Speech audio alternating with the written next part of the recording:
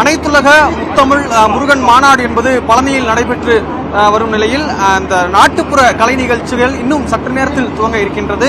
இந்த மாநாட்டில் ஒரு முக்கிய பங்கு வகிக்கும் இந்த நாட்டுப்புற கலை நிகழ்ச்சிகள் என்பது அதை இந்த நிகழ்ச்சியை அரங்கேற்றுவதற்காக கட்டக்கால் கோவிந்தராஜன் என்று அழைக்கப்படும் ஒரு நாட்டுப்புற கலைஞர் நம்மோடு இருக்கிறார். கேட்கலாம் சார், இந்த மாநாட்டில் உங்களுடைய நாட்டுப்புற கலை நீங்க என்ன மாதிரியெல்லாம் சிறப்பு சொல்லோட நீங்க அரங்கேற்ற ரொம்ப சந்தோஷமா இருக்கு. இந்த நிகழ்ச்சியை பார்த்துக்கிட்டு இருக்கு. அதாவது நியூஸ் 18 பக்தி சேனல் நம்முடைய அற்புதமான இந்த நிகழ்வை பக்தி நிகழ்வு நம்ம சேனல் வழியாக கொடுத்துக்கிட்டாங்க. நியூஸ் 18 சேனலை சேர்ந்த அத்தனை நல்ல உள்ளவங்களுக்கு முதக்க நன்றி. ரொம்ப சந்தோஷமா இருக்கு. அனைத்து உலக இந்த மாநாட்டில், முருகனுடைய மாநாட்டில் இந்த தளத்தில் ஆட, அதுவும் இந்த பாரம்பரிய பண்பாட்டு கலைகளை மேடையேற்றி அழகு பார்த்த தமிழ்நாடு அரசுக்கும் நம்முடைய விழா குழுவினர்களுக்கும் அத்தனை பேருக்கும் எங்களது மதுரை மாவட்டம் கலைமாமணி கோவிந்தராஜ் கலைக்குழுவின் சார்பாக நன்றி. இன்னைக்கு நம்ம சுர்ஜித் கலைக்குழு சார்பாக வந்திருக்கோம். கரகாட்ட நிகழ்ச்சி பண்ண போறோம். ரொம்ப சந்தோஷமா இருக்கு. இந்த நாட்டுப்புற கலையை, பாரம்பரிய கலையை, பண்பாட்டு கலையை ஒவ்வொரு தளத்திலும், ஏன்னா இந்த நாட்டுப்புற கலை என்பது ஆன்மீகத்தோடு தொடர்புடையது. ஏன்னா ஒவ்வொரு கலையும் ஒவ்வொரு வகையான தெய்வங்கள் ஆடியது.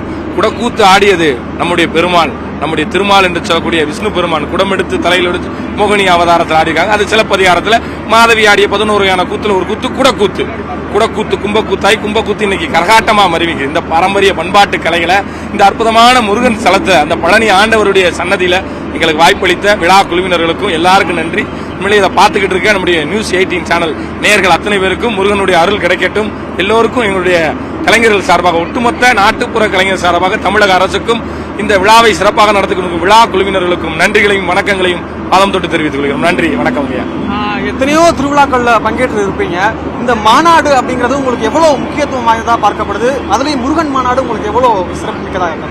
உண்மையிலேயே ஆதிக்கடவுளா நம்முடைய முருகப்பெருமானுடைய சன்னதியில சொல்லும் போது காசு பணத்தை தாண்டி அந்த தளம் கிடைக்கிற இந்த இடத்துல ஆட நாங்கெல்லாம் கொடுத்து வச்சிருக்கிறதா நினைக்கிறோம். ரொம்ப பெருமையா இருக்கு, ரொம்ப சந்தோஷமா இருக்கு. இந்த நிகழ்வு ஒவ்வொரு கோயில்கள்லையும் இந்த நாட்டுப்புற கலைகளோடு சேர்ந்து எல்லா கலைகளையும் இப்படி மேடையேற்றி அழகு பார்க்கணும். அதுதான் எங்களுடைய ஆசை. அதை இந்து சமய அறநிலைத்துறை மிக சிறப்பா சிறப்பா பண்ணிக்கிட்டே வராங்க. ஒவ்வொரு விழாக்களிலும் இந்த முருகப்பெருமான் விழாவில் நாங்கெல்லாம் பங்கெடுத்தது என்னுடைய வாழ்நாளுடைய மிகப்பெரிய புண்ணியமாகவும் பொக்கிஷமாகவும் நினைக்கிறோம். அந்த எல்லாமல்ல அந்த முருகப்பெருமான் எல்லாருக்கும் நல்ல வளங்களையும் செல்வங்களையும் அள்ளி கொடுக்கணும். நோயற்ற வாழ்வு, குறைவற்ற செல்வத்தை அள்ளி கொடுக்கணும். வெற்றிவேல் முருகனுக்கு, வீரவேல் முருகனுக்கு, பாலதண்டாயுதபாணிக்கு, பழனி முருகனுக்கு அரோகரா.